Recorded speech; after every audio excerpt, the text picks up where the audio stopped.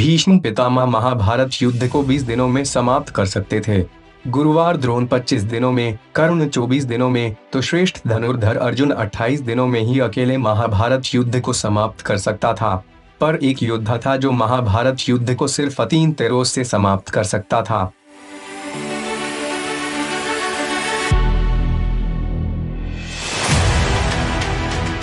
बर्बरीक भीम का पोता और घटोत्कच का पुत्र था। बाल्यकाल से ही वे बहुत वीर और महान योद्धा थे। उन्होंने युद्ध कला अपनी माँ से सीखी। एक दिन बर्बरीक ने अपने माता से पूछा, जीवन का सर्वोत्तम उपयोग क्या है? इस प्रश्न पर उसकी माँ ने कहा, किसी दुर्बल की सहायता करना परम धर्म है और यही जीवन का सर्वोत्तम उपयोग है। उस समय बर्बरीक ने ये सुनकर अपनी माँ को वचन दिया कि वो हमेशा दुर्बल का साथ देगा। दुर्गा माँ की घोर तपस्या करके उन्हें प्रसन्न किया और 3 अभेद्य बाण प्राप्त किए, इसलिए बर्बरीक को 3 बाणधारी के रूप में जाना जाने लगा। जब बर्बरीक को पता चला कि पांडवों और कौरवों के बीच की लड़ाई को टाला नहीं जा सकता है, तो उनकी भी युद्ध में सम्मिलित होने की इच्छा जागृत हुई और वे अपने 3 बाणों और धनुष से सुसज्जित अपने नीले घोड़े पर सवार होकर कुरुक्षेत्र की रणभूमि की ओर अग्रसर हुए। महाभारत युद्ध शुरू होने से पहले भगवान कृष्ण ने सभी योद्धाओं से पूछा कि अकेले महाभारत युद्ध को समाप्त करने में कितने दिन लगेंगे। भीष्म ने उत्तर दिया कि युद्ध को समाप्त करने में उन्हें 20 दिन लगेंगे। द्रोणाचार्य ने उत्तर दिया कि इसमें उन्हें 25 दिन लगेंगे। जब कर्ण से पूछा गया तो उसने कहा कि उसे 24 दिन लगेंगे। अर्जुन ने कृष्ण से कहा कि उन्हें स्वयं युद्ध को पूरा करने में 28 दिन लगेंगे। इस प्रकार भगवान कृष्ण ने प्रत्येक योद्धा से पूछा और उत्तर प्राप्त किया। जब कृष्ण को पता चला कि बर्बरीक कुरुक्षेत्र की ओर निकले हैं, तब ब्राह्मण के वेश में कृष्ण ने बर्बरीक को उसकी ताकत की जांच करने के लिए रोका। जब कृष्ण ने बर्बरीक से पूछा कि अकेले युद्ध को समाप्त करने में उसे कितने दिन लगेंगे, तो बर्बरीक ने उत्तर दिया कि वे इसे 1 मिनट में समाप्त कर सकता है।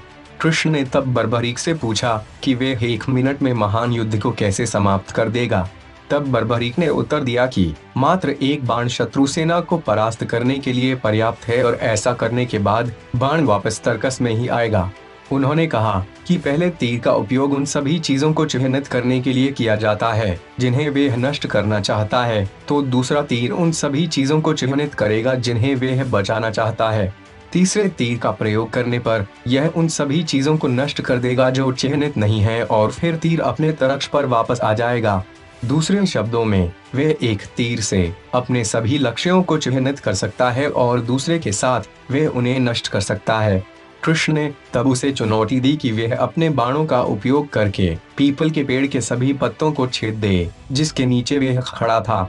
बर्बरीक चुनौती स्वीकार कर लेता है और आंखें बंद करके अपना बाण छोड़ने के लिए ध्यान करने लगता है। जैसे ही बर्बरीक ध्यान करना शुरू करते हैं, कृष्ण चुपचाप पेड़ से एक पत्ता तोड़ते हैं और उसे अपने पैर के नीचे छिपा लेते हैं।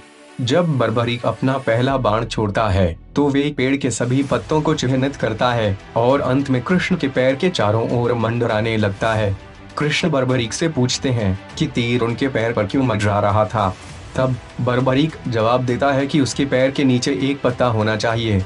बर्बरीक कृष्ण को अपना पैर उठाने की सलाह देते हैं, नहीं तो बाण कृष्ण के पैर में छेद करके पत्ती को चिन्हित कर लेता।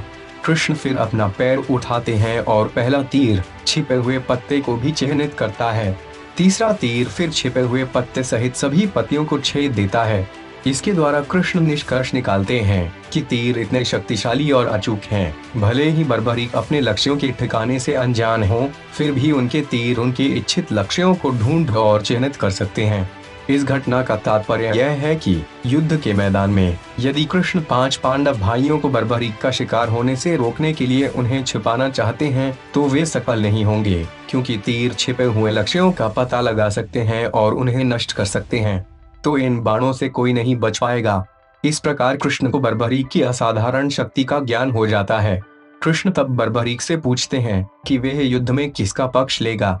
तब बर्बरीक ने खुलासा किया कि वह उस पक्ष के लिए लड़ने का इरादा रखता है जो कमजोर है, क्योंकि उसने अपनी माँ से वादा किया कि अगर उसे युद्ध में भाग लेने की इच्छा हुई तो वह उस पक्ष में शामिल हो जाएगा जो हार रहा होगा।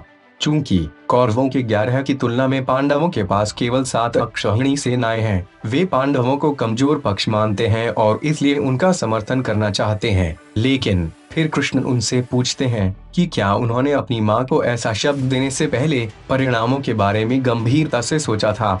कृष्ण बर्बरीक को उसकी मां से उसके वचन के वास्तविक परिणाम बताते हैं। कृष्ण कहते हैं कि वह जिस भी पक्ष का समर्थन करेगा वह दूसरे पक्ष को अपनी शक्ति के कारण कमजोर बना देगा, उस पक्ष को कोई नहीं हरा पाएगा। इसलिए जैसे ही ऐसा होगा उसे दूसरे पक्ष का समर्थन करने के लिए पक्ष बदलने के लिए मजबूर होना पड़ता है। इस प्रकार एक वास्तविक युद्ध में वे दो पक्षों के बीच पक्ष बदलता रहेगा, जिससे दोनों पक्षों की पूरी सेना को नष्ट हो जाएगी और अंततः केवल वही रहेगा।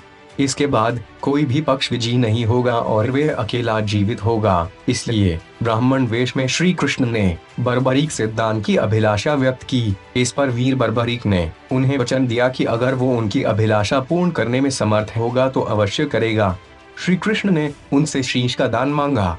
बर्बरीक क्षण भर के लिए चकरा गया, परंतु उसने अपने वचन की दृढ़ता जताई। बर्बरीक ने ब्राह्मण से अपने वास्तविक रूप से अवगत कराने की प्रार्थना की और श्री कृष्ण के बारे में सुनकर बर्बरीक ने उनके विराट रूप के दर्शन की अभिलाषा व्यक्त की। श्री कृष्ण ने उन्हें अपना विराट रूप दिखाया। स्वयं का सिर काटने से पहले बर्बरीक ने कृष्ण को आगामी युद्ध को देखने की उनकी महान इच्छा के बारे में बताया और उनसे इसे सुविधाजनक बनाने का अनुरोध किया। कृष्ण सहमत हो गए और युद्ध के मैदान के सामने एक पहाड़ी की चोटी पर सिर रख दिया। पहाड़ी से बर्बरीक के सिर ने पूरी लड़ाई देखी। उस दिन से मानव बर्बरीक खाटू श्याम बन गए। युद्ध की समाप्ति पर पांडवों में ही आपसी बहस होने लगी कि युद्ध में विजय का श्रेय किसको जाता है। इस पर श्री कृष्ण ने उन्हें सुझाव दिया कि बर्बरीक का शीश संपूर्ण युद्ध का साक्षी है, अतएव उससे बेहतर निर्णायक भला कौन हो सकता है। सभी इस बात से सहमत हो गए और उन्होंने बर्बरीक से पूछा। बर्बरीक के शीश ने उत्तर दिया कि श्री कृष्ण ही युद्ध में विजय प्राप्त कराने में सबसे महान कार्य किया है। उनकी शिक्षा, उनकी उपस्थिति, उनकी युद्ध नीति ही निर्णायक थी।